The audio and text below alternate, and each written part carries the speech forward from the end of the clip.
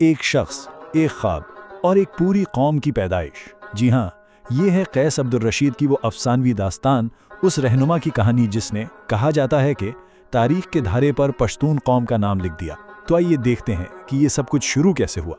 تو جناب، کہانی کا آغاز ہوتا ہے قدیم عرب کی سرزمین سے۔ ذرا تصور کیجئے، سنہرے صحرا جہاں تک نظر جائے پھیلے ہوئے ہیں، اور ہوائیں جیسے تقدیر کے راز سرگوشیوں میں سنا رہی ہوں۔ دیکھیں، ہر عظیم داستان کے بیچ میں ایک غیر معمولی کردار ہوتا ہے، اور ہماری کہانی کا ہیرو بھی بالکل ویسا ہی ایک شخص تھا، جس کی تقدیر میں ایک عام زندگی سے کہیں زیادہ لکھا ہوا تھا۔ اور اس شخص کا نام تھا قیس عبدالرشید۔ یہ ایک ایسا نام تھا جو بہت جلد منتشر قبیلوں کے لیے امید اور اتحاد کی ایک زبردست علامت بننے والا تھا۔ اور یہ کوئی عام انسان نہیں تھے۔ کہتے ہیں کہ ان کی آنکھوں میں ہمت کی آگ تھی اور دل میں وقار کی گونج۔ یہ وہ خوبیاں تھیں جو بس ان کی شخصیت کا حصہ تھی۔ اور مزے کی بات یہ ہے کہ دنیا کے ان کا نام جاننے سے پہلے ہی بزرگوں کی نگاہیں ان کی عظمت کو پہچان چکی تھی۔ وہ اکثر کہا کرتے تھے، یہ شخص کسی بڑی چیز کے لیے پیدا ہوا ہے۔ ایسا لگتا تھا جیسے ستارے پہلے ہی ان کی تقدیر کا اعلان کر چکے ہوں۔ لیکن دیکھیں، ہر تقدیر کو ایک چنگاری کی ضرورت ہوتی ہے۔ تو اب ہم کہانی کے اس موڑ پر آتے ہیں جہاں ایک خواب، صرف ایک خواب نے قیس کو ہمیشہ کے لیے بدل کر رکھ دیا۔ کبھی سوچا ہے آخر وہ کیا چیز ہوتی ہے جو کسی کی تقدیر کو حرکت میں لے آتی ہے؟ کیا وہ کوئی خواب ہوتا ہے، کوئی آواز، یا پھر ستاروں میں لکھا کوئی اشارہ؟ قیس کے لیے یہ سب کچھ ایک خواب سے شروع ہوا۔ ایک رات ستاروں بھرے آسمان تلے انہوں نے اتحاد، طاقت اور ایمان کا ایک بہت گہرا خواب دیکھا۔ اور یہ صرف ایک خواب نہیں تھا، نہیں، یہ تو ایک ایسی پکار تھی جو نہ صرف ان کی اپنی بلکہ آنے والی پوری نسل کی تقدیر بدلنے والی تھی۔ اس خواب کی کشش اتنی زبردست تھی کہ اسے نظر انداز کرنا ناممکن تھا۔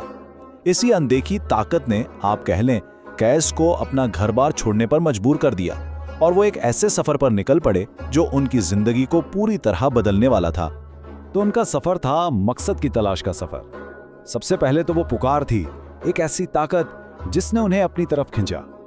پھر شروع ہوا سخت صحراؤں کو پار کرنے کا مرحلہ، اور بالآخر وہ پہنچے مدینہ کے مبارک شہر، جہاں ان پر سچائی اور زندگی کا مقصد روشن ہوا۔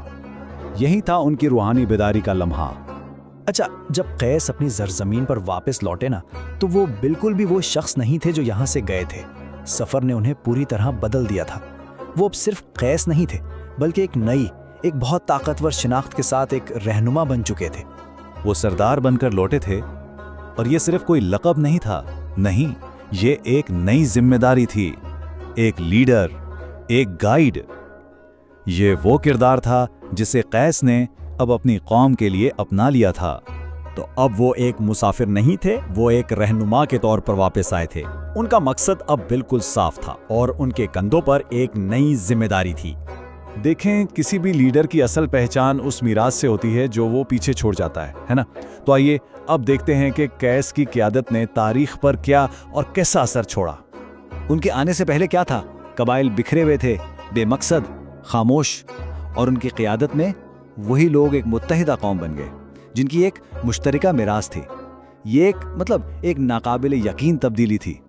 اور قیس کی کوششوں سے جو یہ قوم بنی تھی اس کا نام وقت کے ساتھ تاریخ میں گونجنے والا تھا، اور وہ نام تھا پشتون۔ بس تاریخ کا رخ بدل چکا تھا۔ اور یہاں سب سے حیران کرنے والی بات کیا ہے؟ یہی کہ یہ پوری میراث، یہ پوری قوم صرف ایک شخص کے ویژن اور اس کی لیڈرشپ کے گرد بنی تھی۔ صرف ایک شخص، قیس۔ اور یہ داستان ایک ایسے جملے پر ختم ہوتی ہے جو خود ایک نئی شروعات کی طرح ہے۔ یہ تو صرف شروعات ہے، اور یہ بات ہمیں سوچنے پر مجبور کرتی ہے کہ کیسے ایک شخص کا خواب صدیوں تک گونجتا رہتا ہے، اور یہ میراث، اس کا سفر آج کہاں تک پہنچا ہے۔